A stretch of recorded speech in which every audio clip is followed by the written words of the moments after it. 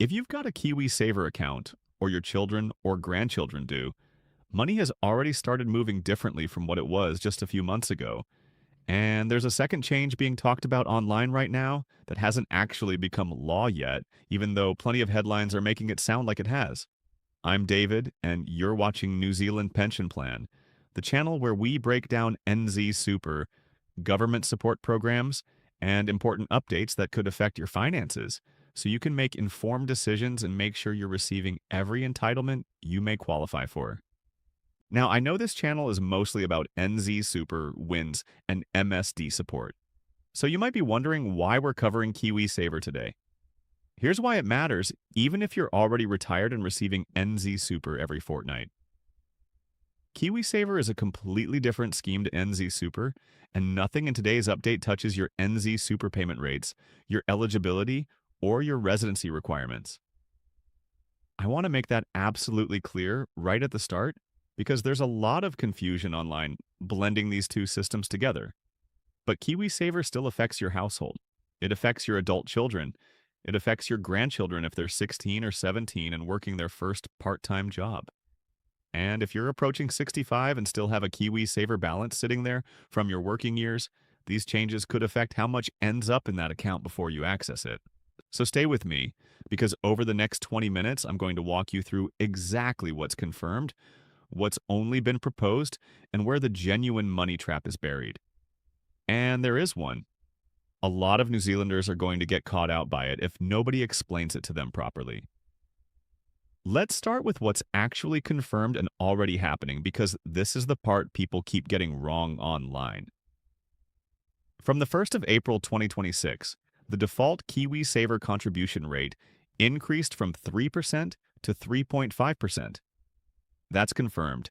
It's already in force right now.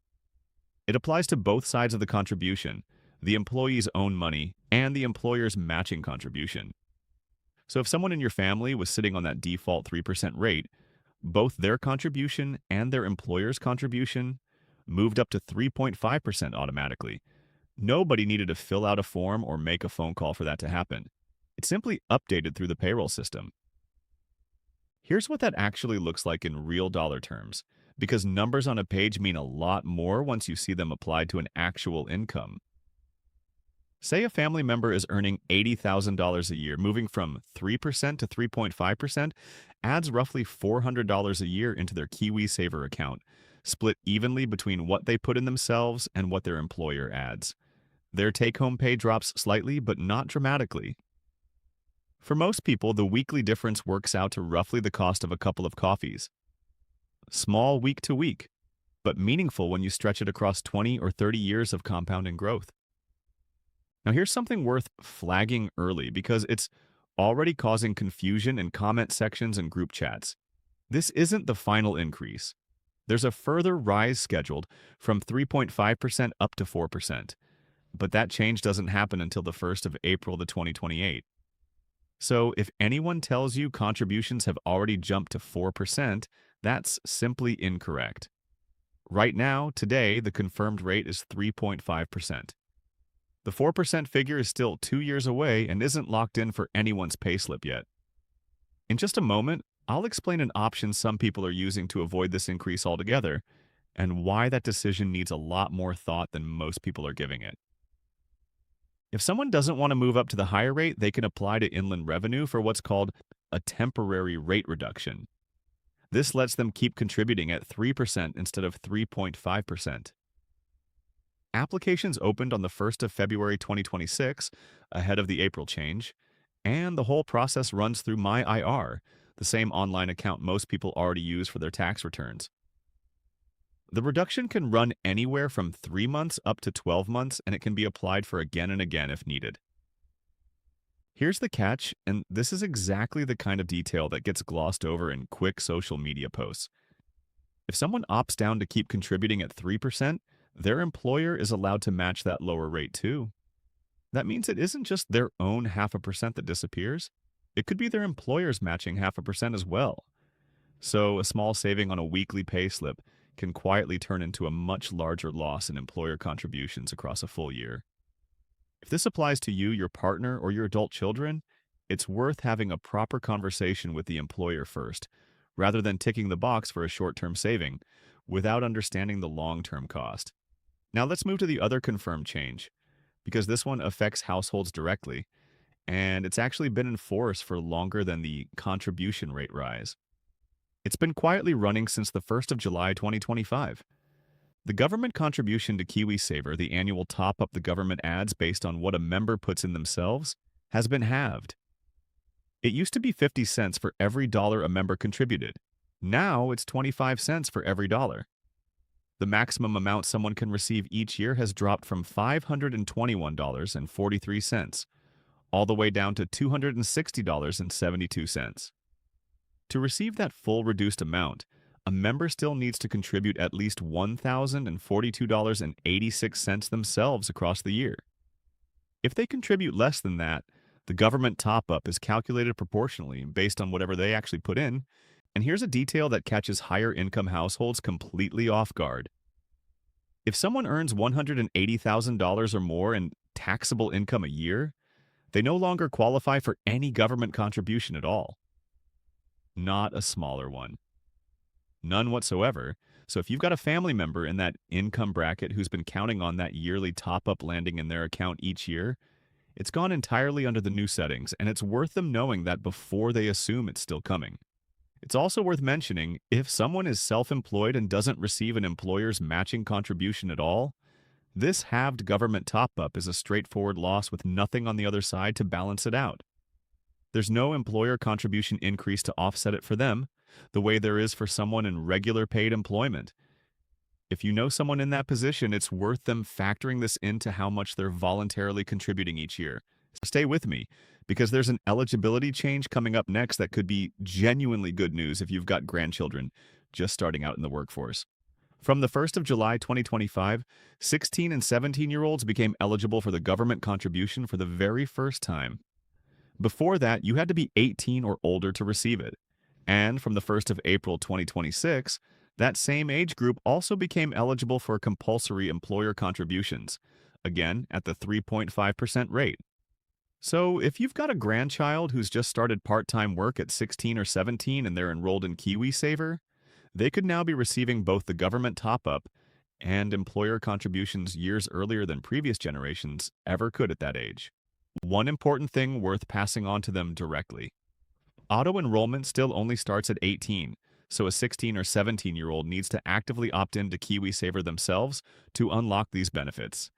It doesn't happen automatically just because they've started a job. A short conversation at the dinner table about signing up could genuinely set them up with several extra years of contributions and government top-ups before they'd otherwise have started. Now here's where I need you to pay particularly close attention, because this next part is exactly where misinformation has been spreading, and it's very likely the part connected to that headline calling this a massive confirmed change. On the 1st of March 2026, the Finance Minister and the Commerce and Consumer Affairs Minister jointly announced a proposed change to KiwiSaver withdrawal rules. I want to stress the word proposed here because this is exactly where a lot of online content is getting ahead of itself and presenting something as settled when it isn't. The proposal covers two groups of people. First, workers in what's called a service tenancy, meaning their job requires them to live in housing provided by their employer. Think farm workers, rural teachers, country police officers, defense personnel, some health workers, and clergy. Under the current rules, KiwiSaver members can withdraw funds early to help buy a first home, but only if they actually intend to live in that home.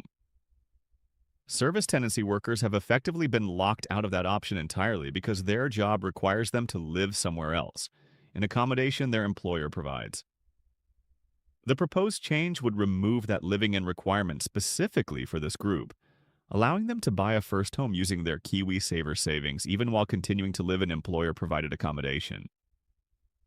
Second, the proposal would allow first-time farm buyers to use their KiwiSaver balance to help buy a farm, purchased through a company, trust, or partnership they majority own and control, as long as it's intended to be their main home. Right now, the rules only allow a withdrawal if the purchase is made in the member's own personal name. In practice, most farms in New Zealand are bought through a company or trust structure for commercial reasons, which has effectively shut most aspiring farm owners out of using their KiwiSaver for this purpose at all, even when they fully intended to live there. Now, here's the single most important thing to understand about this proposal, and it's the detail almost nobody reporting on it online is getting right. This is not law yet. As things stand, it hasn't even been introduced to Parliament as a bill. It's expected to be introduced sometime around the middle of 2026, expected to go through the select committee process before this year's general election in November, and even once it eventually passes, it would not actually take effect until at least 6 months after it receives royal assent. So, if anyone is telling you right now that you or a family member can withdraw KiwiSaver today to buy a farm, or to buy a first home while living in service accommodation, that simply isn't true at this point in time. It may well become true later this year or into next year, but not yet, and certainly not based on an announcement alone. In just a moment, I'll tell you something even more revealing about this proposal, something the government's own officials actually said about it in writing. Documents released by the Ministry of Business, Innovation, and Employment showed that their own analysts actually recommended against making these changes. Their official advice stated there wasn't clear evidence that current rules had genuinely held back farm purchases or stopped people from entering rural and farming work in the first place. Officials also warned that loosening the withdrawal rules like this could set a precedent for further early withdrawals down the track, gradually chipping away at KiwiSaver's core purpose as a long-term retirement savings scheme rather than a general-purpose savings account. It's a useful reminder for all of us that an announcement made by ministers and a piece of finalized, evidence-based policy are not always the same thing. This proposal can still be modified, delayed, or in theory not proceed exactly as first described. So, to keep this channel's promise of accuracy to you, here is the honest, complete summary. The contribution rate rise to 3.5% is confirmed and already happening. The halved government contribution is confirmed and has already been happening since July last year. The 16 and 17-year-old eligibility expansion is confirmed and already happening.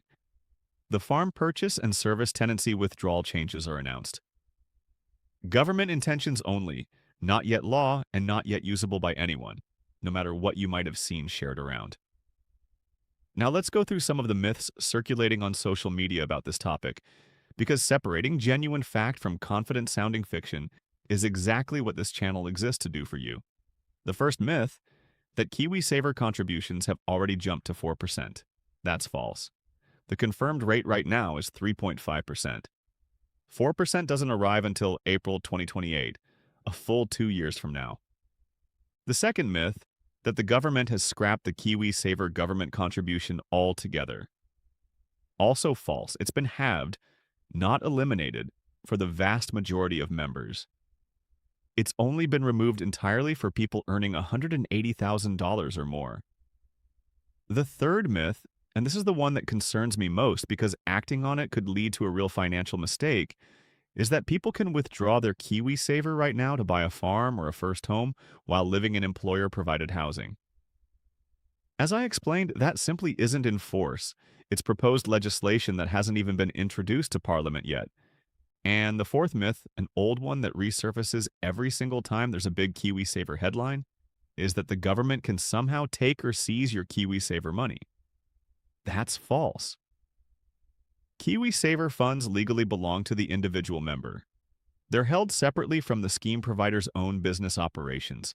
So even if a particular KiwiSaver provider ran into financial trouble, member balances remain protected and ring-fenced from that.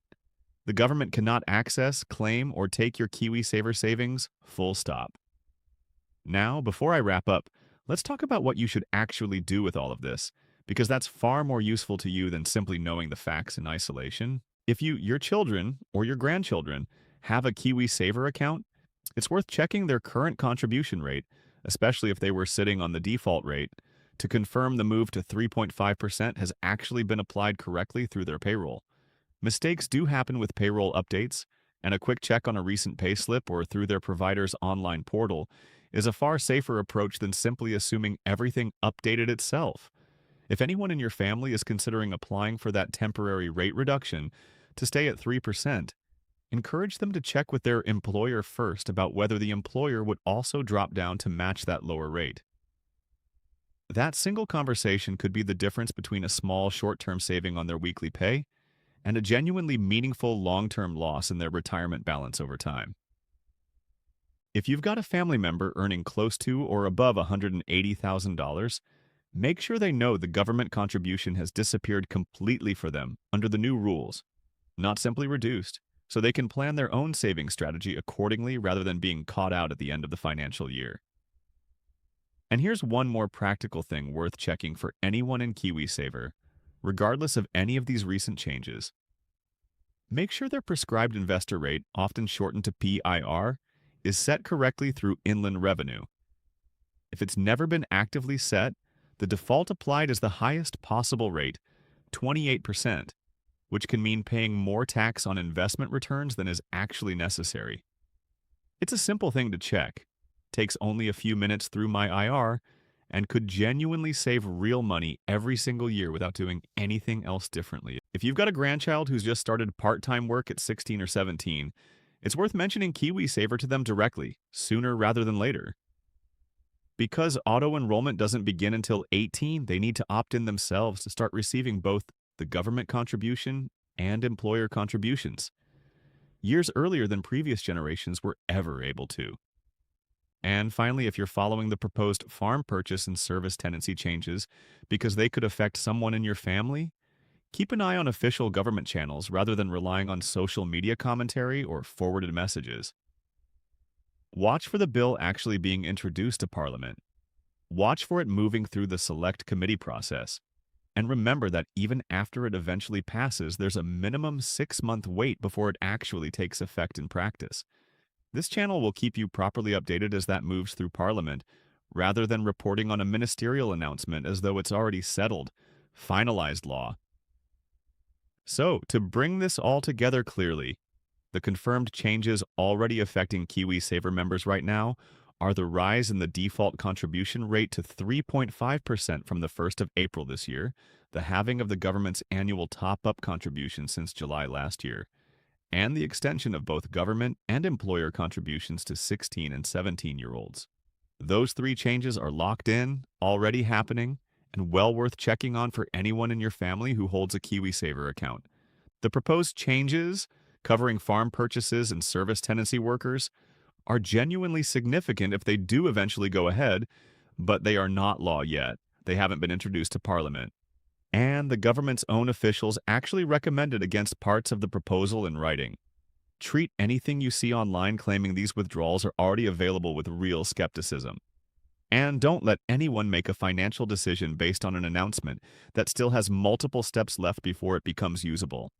And remember, none of this changes your NZ super payments, your NZ super eligibility, or anything related to WINS or MSD support. KiwiSaver and NZ Super remain 2 completely separate parts of the wider retirement income system here in New Zealand, and it's well worth keeping that distinction clear in your own mind, especially with so many headlines blending unrelated government updates together, purely to grab your attention. Take a moment to consider whether any of this applies to your own situation or to someone in your family. A quick check of a KiwiSaver statement, a conversation with a grandchild starting their first job, or simply confirming a PIR rate is set correctly, are all small actions that could make a genuine difference to how much ends up in someone's account further down the track.